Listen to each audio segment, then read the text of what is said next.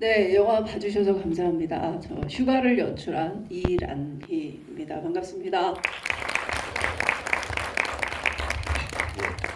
저 어떻게 운 좋게 재봉 역을 맡은 이봉화라고 합니다. 반갑습니다. 네, 그 우진 역과 그 프로듀서 역할 했습니다. 신우소입니다. 준영 역을 맡은 김하석입니다. 현희 역할을 맡은 김정현입니다.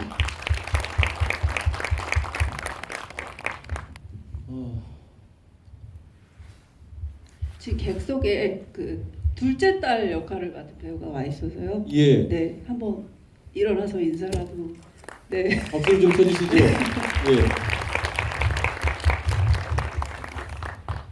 참고로 저희가 네. 다 같이 오고 싶었는데 다 같이 못 와서 저희 제작진하고 배우도 이렇게 사정해 놓았습니다. 꼭 기억해 주십시오. 네.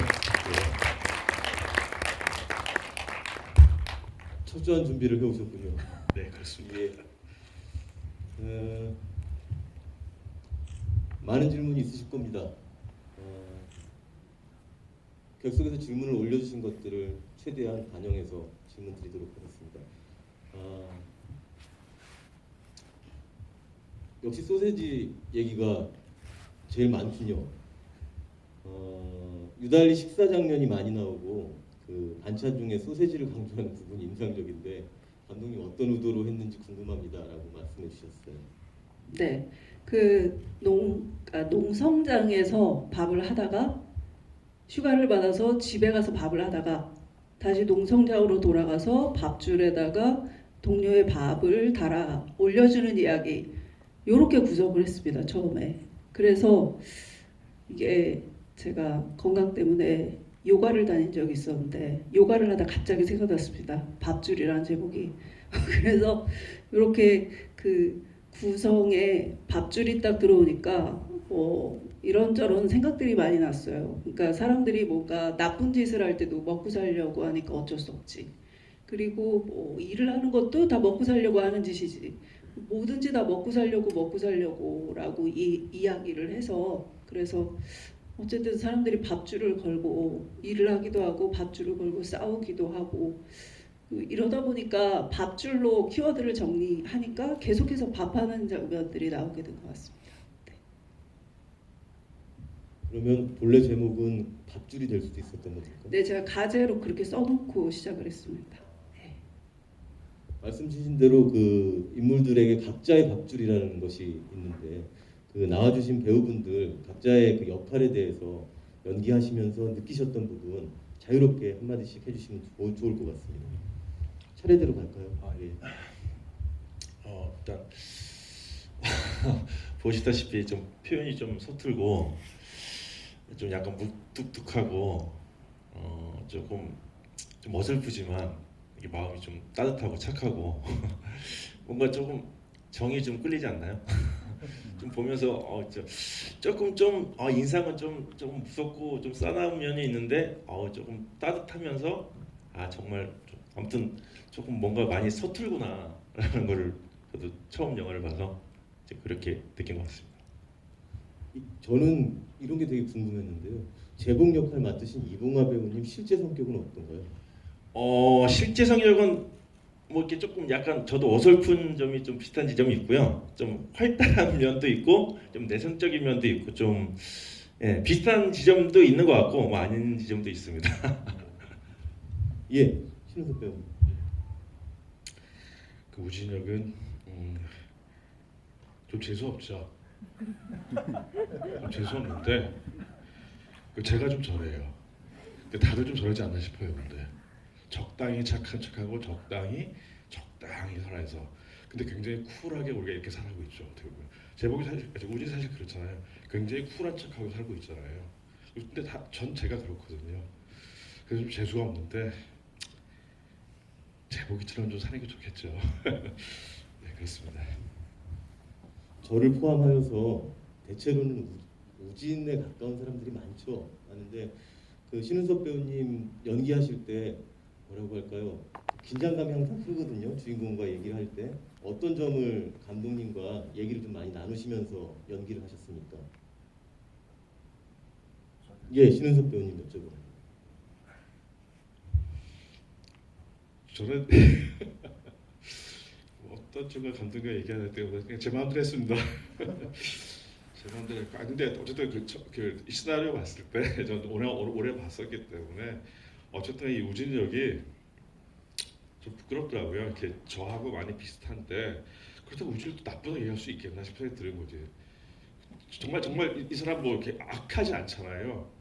악하지 않은데 제가 보면 어떻게 보면 되게 악한 게 있는 것 같아요. 왜냐면 우리 다 그렇게 살고 있는 것 같아요. 그래서 그런 지점이었던 것 같고 그거에 대해서 뭐 감독이 뭐라고 하진 않았고 그냥 제가 하고 싶은 대로 다 했습니다.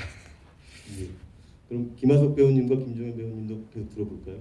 네, 저 얘기를 하기 전에 아까 제복 역할 맡으신 이봉화 선배님 성격에 대해 조금 더 말씀을 드리자면 예. 저는 되게 입체적이라는 생각을 많이 들었었거든요. 실제로 현장에서 촬영할 때도 저희 스태프분들하고 다 배우분들 엄청 잘 챙겨주세요. 그러면서 여기 영화에 나왔던 제복과 조금 다르게 서투른 부분보다는 뭔가 이렇게 리드하시는 모습들이 굉장히 많아서 되게 신기했고요. 근데 반면에 또 전 또 남자고 같이 붙는 씬이 많아서 저한테 이제 장난을 엄청 치시면서 편하게 동생처럼 해주셨는데 그런 거 보면서 아, 감독님이 왜 또 이렇게 캐스팅 하셨나 그런 좀 실감을 할 수 있었던 게 있었고요.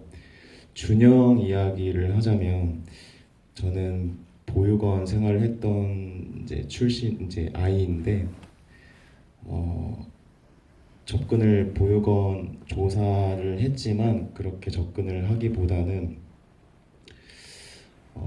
혼자 살아왔던 이제 보편적인 저희의 나이대에 있는 한 사람으로서 조금 접근을 하려고 생각을 했었고 그러다 보면 그간 살아온 어떤 바운더리가 있을 거라는 생각이 들었어요. 저만의 어떤 생활관 아니면 습관들.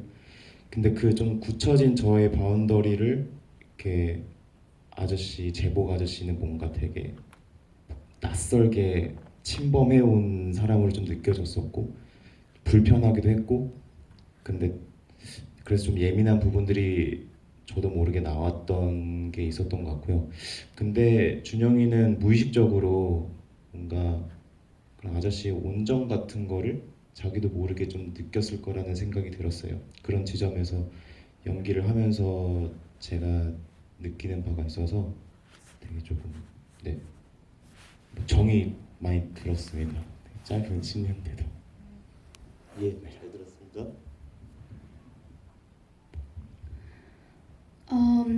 현이 역할 하면서는요. 되게 아버지에 대한 원망도 있을 거고 참고 있는 것들이 어쨌든 많은 아이라고 생각을 했어요. 저랑 크게 다를 게 없는 아이지만 저는 가족들이랑 있을 때는 되게 밝고 감정 표현이 많은 편인데 그냥 현이라는 친구의 삶을 생각해 보면서 조금 더 무덤덤하고 조금 더 말투의 변화가 크게 없고 이런 지점들을 좀 생각하면서 그리고 공감하면서 연기했던 것 같습니다. 예, 감사합니다. 가장 많이 올라온 질문 중에 하나를 드리도록 하죠. 주신 문장을 제가 조금 정리하자면 주인공 제복은 대체로 화를 내지 않고 평온해 보이고 그리고 이 영화에서 주인공을 아주 입체적이면서도 드라마틱하게 그려낼 수 있는 상황에서도 불구하고 다 평면적으로 설정한 이런 이유가 있는가라고 하는 질문인데요. 여기서 이 평면이라는 것은 아마도 그 나쁜 표현이 아니라 이 영화에 대한 좋은 감상으로서 쓰신 표현인 것 같습니다. 감독님께 좀 질문을 드리고 싶습니다. 네, 일단 그 제복은 여기서 뭐 대사에도 나오는데 휴가 끝났으니까 서울 간다 그렇게 얘기하잖아요. 그 딱 휴가 기간 동안에만 자기가 힘들었던 어떤 일들을 멈출 수 있는 어떤 합법적인 기회, 도덕적으로 비난받지 않으면서 그 동료들과 거리를 둘 수 있는 기회, 그 정도로 생각하고 휴가 기간을 지내고 그리고 대체로 많은 것들을 당하고 산 캐릭터라서 뭐 특별히 갑자기 막 화를 내거나 뭘 달려들어서 어떻게 하거나 뭐 그런 식으로 행동을 하는 인물은 아니라고 생각을 했고요. 그리고 또 이제 실제로 제가 시나리오 쓰면서 모티브로 삼았던 한 분이 계신데 그분이 좀 그러셨어요. 좀 무뚝뚝하게 얘기하는데 또 뭐 속정은 깊고 그다음에 약간 어눌한 듯한데 사실은 굉장히 품이 있는 어른이고 그래서 좀 그런 모습을 담으려고 하다 보니까 이렇게 된 것 같습니다. 네.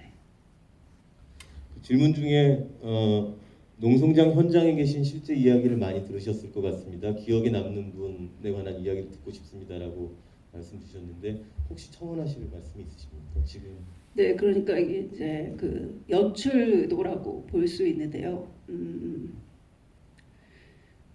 그동안 시나리오를 쓰려고 인터뷰해왔던 그 장기 농성자 분들 중에서 한 분이 한 10년을 넘게 농성을 하셨는데 중간에 3번 정도 농성장을 그러니까 말하자면 도망치셨다가 다시 돌아오셨어요. 근데 이제 그때마다 왜 돌아오셨냐고 물어보니까 그냥 일정이 있어서 아니면 뭐 끝내야 되니까 이렇게 말씀하셨고 또 실제로 돌아오셔서 끝내셨어요. 네, 그분이 되게 인상적이라고 생각했고 또 그분이 이제 제목의 그 모티브가 되는 그분입니다. 네. 예, 감사합니다. 이런 질문이 있습니다. 그 아버지를 굉장히 아날로그적인 인물로 묘사하셨는데 이유가 있을까요?라고 질문하셨는데 양해해 주신다면 그 뒤에 이제 이런 얘기가 더 붙는데요.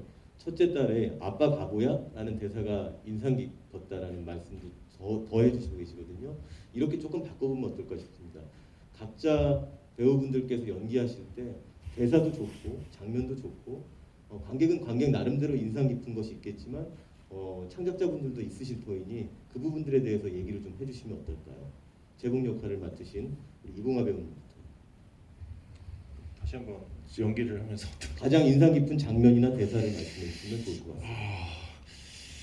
뭐 가장 인상 깊었던 거는 글쎄요. 네, 참고로 말씀을 드리면 여기 우진 역할을 맡으신 분은 프로듀서시라서 저랑 편집을 하면서 굉장히 많이 봤고요. 그리고 다른 분들은 오늘 처음 보셨어요. 영화를. 네, 그렇습니다. 오늘 처음 보신 것에 대한 느낌을 말씀해 주셔도 됩니다. 어쨌든 영화를 촬영하고 끝나면 가장 좀 인상 깊었던 거는 그 강남역에서 실제로 그 농성장에서 촬영할 때 그때 좀 마음이 좀 진짜로 좀 뭔가 좀 다른 지점이 좀 있었더라고요. 그래서 그게 조금 촬영장에서 좀 시끄럽기도 하고 뭐 약간 정신도 없었지만 거의 막바지 촬영이었거든요. 근데 그게 계속 머릿속에 좀 거의 실제로 농성했던 분이 한테 제가 진짜 밥을 이렇게 그런 게 조금 기억이 좀 남고요. 아무튼 목공 그 재미있게 이렇게 좀 조금씩 알아가는 목공의 씬도 조금 재밌었던 것 같고 딸한테 욕 먹는 것도 좀 기억에 남고 아무튼 그렇습니다. 네, 저는 뭐 연기하면서 인상적인 것보다는 제 역할을 이제 프로듀서 역할을 하다 보니까 오히려 그쪽에 더 인상적인 그 기억들이 좀 있는데 그 하나는 그 목공소 장면에 제복이가 이렇게 의자 이렇게 클램프라고 하나 이렇게 조인해가지고 하는 장면이 있어요. 근데 그거를 그날 하는데 이게 풀어져 가지고 근데 문제는 뭐냐 우리가 이걸 어떻게 할 줄 몰라요. 마침 그 목공 장군이 또 그 자리를 잠깐 비우셔가지고 이걸 어떻게 해야 될지 이 도구를 만질 줄 모르는 거죠 우리가. 그런데 그거를 급하게 누군가가 목공 선생님한테 전화를 해가지고 스피커폰을 틀고 이제 그걸 빨리 결합시키는데 그때 그 현장에서 놀라운 일이 벌어지는데 모든 스태프들이 쫙 달려들어서 이 문제를 해결하려고 막 하는 게 있어요. 그 순간에 제가 사진을 찍어놓은 게 있었는데 일단 그 순간이 굉장히 저한테 인상적이었던 순간이었고 이러려고 우리가 영화 만드는 거지 이러려고 우리가 또 사는 거지 라는 순간이 있었고 우리 우리 마지막에 왜 큰딸이 막 뭐라고 하잖아요 제복이한테 그 장면을 촬영할 때 그냥 그때 그 공간 그 방에서 찍을 때 그냥 스태프들이 좀 어떻게 보지 갑자기 그냥 이렇게 숙연해지는 어떤 분위기가 있었어요. 근데 그걸 연출님이 이 디렉션 하다가 갑자기 자기 스스로 이렇게 울먹여서 디렉션을 막 하시더라고. 갑자기 그래서 왜 저러나 진정하시라고. 이제 그런 기억이 오히려 저는 그 제작 과정에서 인상이 예. 있었습니다. 고맙습니다. 저도 영화 보면서 이제 숨이 턱 막혔던 게 대사 하나가 있는데 아빠 내일 서울 가. 이 한 문장이 되게 너무 인상 깊었어요. 오늘 처음 영화 보고 나서. 그리고 저는 제복 아저씨의 두 딸을 한번 보고 싶었는데 오늘 이렇게 너무 좋았어요. 장면이 이렇게 당하는 이 아빠의 모습이 저희 아버지도 그려지기도 하고 되게 조금 곳곳마다 많은 인상이 있었습니다. 그 두 딸들과 아저씨의 모습, 선배님 모습들이. 아, 그렇네요. 정말 그 영화 속에서는 제복 아저씨의 가족들을 못 보는 거군요. 그쵸. 첫 리딩 때만 예, 뵀어요. 맞습니다. 예. 저는 인상 깊었던 대사가 뭐였을까 하는데 그 아빠 바보야 라는 대사를 말씀해 주셔서 계속 그게 맴돌아가지고 찾기가 좀 어려웠는데 전 연기할 때 나 숨 좀 쉬고 살자라는 대사가 저한테 되게 크게 와닿았던 것 같아요. 이현이라는 인물을 이해하고 좀 공감하는데 크게 와닿았어서 네, 그게 제일 인상 깊었습니다. 이런 질문이 있습니다. 저도 궁금했었는데요. 제복의 일을 몫으로 정하신 이유가 있나요? 그게 되게 그 제작적인 이유인데요. 그러니까 원래는 기타 공장 이야기였어요. 근데 이제 그 기타 공장 이야기가 너무 실화에 근거하다 보니까 여러 위험성들이 있어서 기타 공장을 피해서 이제 다른 업종을 정해야 되는데 기타 공장 때문에 알아본 목공소가 있었어요. 그래서 저 목공소에서 공장 장면을 찍으면 좋을 것 같은데 그렇게 되니까 가구 공장으로 가야 되겠네. 이제 이렇게 된 거고 그 다음에 가구 공장으로 가야 되는데 거기가 되게 소규모라서 그래서 그러면 수제 공장으로 가야 되겠네. 이렇게 됐고 그러면 그 전에 제복은 되게 그 전통적인 그 대공장 그래서 되게 큰 작업장에서 찍어내던 노동을 하던 사람이 이제 수제 공장에 가서 하나하나 손으로 작업하는 그런 공정으로 하면 좋겠다고 생각했어요. 그리고 이제 촬영을 하고 나니까 원래 시나리오 쓸 때는 휴가 기간에도 일하고 진짜 불쌍하다 막 이렇게 생각했는데 막상 촬영을 해보니까 이 사람이 원래 일하던 사람인데 휴가 기간에 일을 하면서 얼마나 좋았을까. 네, 그런 생각이 들더라고요. 네. 아마도 여기 계신 관객분들은 많이 아시리라 생각이 드는데요. 그 기타 공장의 노동자들 지금 말씀하신 그 노동자들을 대상으로 한 다큐멘터리들도 아마 보셨거나 있다는 사실을 아마 잘 알고 계실 것 같습니다. 이런 간단한 질문도 한번 해보죠. 하지만 중요하게 느껴지는 부분입니다. 엄마에 대한 언급이 전혀 없어요. 말씀해 주세요라고. 네, 그 제복 캐릭터를 생각한 것 중에 하나가 그 엄마이자 아빠인 사람이에요. 그래서 그 제복이 연기하는 것 중에 뭐 선풍기 닦고 뭐 이런 것들 있잖아요. 그거 다 제가 집에서 하는 일들입니다. 네. 그리고 돈을 벌어와야 하고 뭐 이런 거 되게 전통적으로 아빠의 역할이었잖아요. 그것도 가지고 있고 그래서 굳이 엄마와 관련돼서 어떤 것들을 알려드릴 필요는 없겠다고 생각을 했고 근데 어쩌면 되게 많은 분들이 해고된 다음에 투쟁하는 과정에서 아마 이혼을 하지 않았을까 이렇게 생각하셨을 것도 같더라고요. 근데 그거는 네 그래서 그렇게 되었습니다. 참 이런 질문이 이 영화를 보고 나면은 답을 구하기가 어렵습니다만 계신 분들 전체에게 한번 여쭤보죠. 제복이가 우직하게 계속 농성을 하는 것이 맞는지 아니면 딸의 바람대로 새로운 일을 하는 것이 맞는지에 대해서 감독님의 개인적인 의견을 듣고 싶다고 청하셨지만 자유롭게 배우분들의 생각도 함께 여쭤보고 싶습니다. 감독님부터 한번 말씀해 주시죠. 아니요, 그러지 마시고 따님부터 여쭤보죠. 정답이 너무 나가면 안 될 것 같으니까요. 제 입장에서 얘기를 하자면 저는 집으로 돌아왔으면 하는 마음인 것 같아요. 저는 그 보면서 준영 역할의 그 대사들이 너무 와닿았던 게 사실 이런 상황이 실제로 벌어졌을 때 그거를 맞서서 막 어떻게 해결하려고 하기보다는 살아가는 쪽을 선택하는 게 더 쉽고 흔하다는 생각을 했는데 제가 그 가족의 일원이라면 안타깝지만 저도 약간 그런 걸 바랄 것 같아요. 집으로 돌아와서 일을 해주기를. 예, 감사합니다. 저는 근데 이 문제를 영화 시작할 때부터 혼자서 개인적으로 생각을 많이 했었는데요. 아직도 답을 사실 예, 못 내렸고요. 준영 입장에서는 아 이런 게 있구나. 좀 이게 준영 입장에서는 성장을 하는 하나의 포인트라고 생각을 했거든요. 그래서 준영이 입장에서는 네, 할 것 같아요. 할 것 같은데 제 입장에서는 좀 노코멘트 하고 싶어요. 사실은 예. 갈등이 너무 많이 되거든요. 충분히 이해됩니다. 네. 우진이 그만뒀겠죠. 우진이 그만뒀겠고 저는 그래요. 재복이가 그렇게 못했나 싶은 생각이 들더라고요. 재복이가 할 만큼 하지 않았나. 재복이 가족한테도 그렇고 할 만큼 했다라기보다는 또 최선을 다했다 재복이는. 그래서 뭐 돌아온다고 뭐 특별히 아니면 아마 재복이 돌아와서도 뭐 또 농성대 친구들을 위해서 동료들을 위해서 뭔가 했을 것 같고 어쨌든간 뭐 재복이는 저는 최선을 다했다고 생각이 들고 저는 뭐 재복이 같은 사람 때문에 좀 사회가 좋아지지 않나요?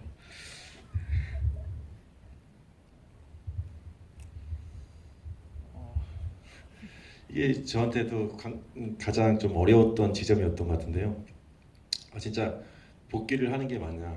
이게 좀 그리고 또 이렇게 좀 직장 생활도 충분히 할 수 있었는데 가족도 버리고 그 지점이 아무튼 감독님한테 되게 많이 들었던 게 임재춘 아저씨 그 얘기를 좀 많이 들었는데 어쨌든 그 많이 싸우기도 하고 다시 뭐 집에도 갔다가 다시 오기도 하면서 결국은 다시 뭐 농성적으로 이렇게 간다는 게 저도 사실 좀 이해가 좀 납득이 좀 안 가는 지점이 좀 있었는데 이거를 제가 좀 어떻게 이걸 풀어나가야지 이게 고민이 좀 많았었거든요 사실은.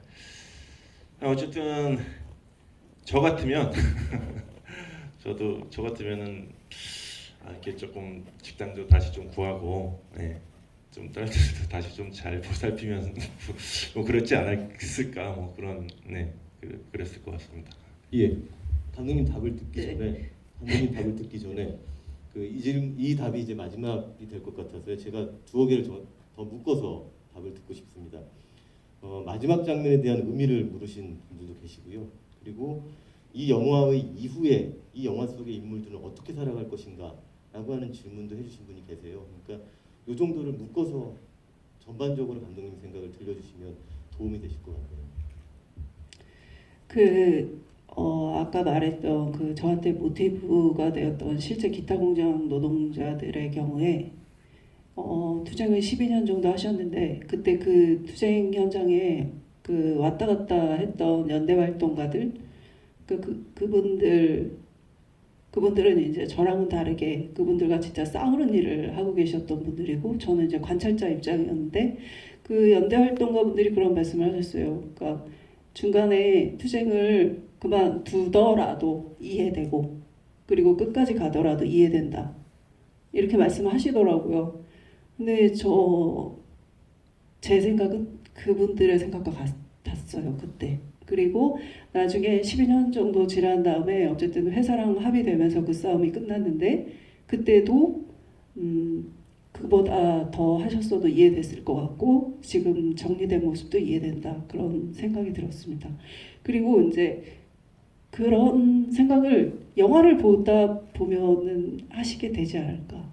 그러니까 좀 제가 우회적으로 표현하기는 했는데 돈 벌려고 알바를 간 곳에서 젊은이가 산재를 당하고 있고 노동자들이 밥을 다 따로 먹고 있고 그리고 친구라고 하는 인간은 자기를 계속해서 자기 용도로 부려먹고 있고 여러 가지 이것에서 그러니까 그 제복의 투쟁 현장의 전사에 대해서 설명되지는 않지만 그 준영이가 산재를 당하고 어떤 그런 모습을 통해서 아마도 제복의 현장의 싸움도 산재 같은 것들로 시작이 됐을 수도 있겠다라고 짐작해 주셨으면 하는 생각이 있었고, 그리고 실제로 지금 산재로 너무 많은 분들이 돌아가시고 계셔서 하여튼 그것을 되게 큰 비극을 이 휴가 속에 넣을 수는 없었기 때문에, 그래서 20살짜리 그 노동자가 한 2달 정도 일을 못하는 정도의 부상을 넣었던 건데, 사실은 조금 더 큰 세계가 그 안에 담길 수 있다라고 생각을 했고요. 그리고 아까 또 뭐 말씀하셨죠? 인물들이 어떻게 살아갈 건가? 이후 영화 이후에 글쎄요, 그건 잘 모르겠습니다. 네. 예. 제복의 행동에 대한 그 판단을 할 수는 없으나, 혹은 각자마다 판단을 할 수 있으나, 그 판단과 무관하게 마지막 장면은 저 개인적으로, 그리고 여러분들께서도 그렇게 느끼셨을 텐데 굉장히 감동적인 지점이 있었습니다. 그래서 어떤 한 사람의 판단과 감동은 다른 부분이구나라고 느끼면서 보았고, 당연히 그 이후에 어떻게 살아가는지 궁금해하시는 건 너무나 당연한 일일 것 같습니다. 올해 개인적으로 보았던 많은 영화들의 마지막 장면 중에서 가장 의젓한 장면이라고 저는 표현하고는 있습니다만, 여러분들께서도 그런 좋은 느낌을 가져주셨으면 좋았으리라 생각이 듭니다. 함께해 주셔서 감사하고요. 나와주신 게스트분들께 박수를 부탁드립니다. 고맙습니다.